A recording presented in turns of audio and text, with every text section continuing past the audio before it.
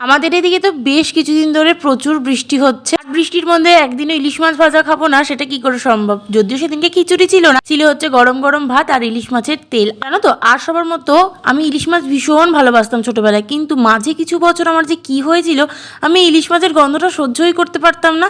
তার জন্য বাড়িতে যখনই ইলিশ মাছ হতো, আমার জন্য বাবা অন্য মাছ নিয়ে আসতো। কিন্তু গত বছর থেকে আমি আবারও ইলিশ মাছ খেতে শুরু করি, আর এখন আবার সেই ছোটবেলাকার মতোই প্রিয় হয়ে গেছে। এখন ইলিশ মাছ প্রিয় হয়ে যাওয়ার পর থেকে যেন ইলিশ মাছ আর বাজারে সেরকম ভাবে পাওয়াই যাচ্ছে না। বড় ইলিশ খাওয়ার কথা তো আমাদের মধ্যবিত্ত ফ্যামিলিতে বাদই দিয়ে দিতে হবে, কিন্তু ছোট ইলিশও কিন্তু কম নয়, ভীষণ মারাত্মক টেস্ট ছিল। বাবা সেদিনকে এই মাঝারি সাইজের ইলিশটা এনেছিল, তাই দিয়ে হয়েছিল ইলিশ মাছ ভাজা আর সাথে ইলিশ মাছের পাতলা ঝোল। আমার তো ইলিশ মাছের সর্ষের থেকেই পাতলা ঝোলটা ভীষণ প্রিয়, আর আমার মা ভীষণ ভালো রান্নাও করে এই পাতলা ঝোলটা।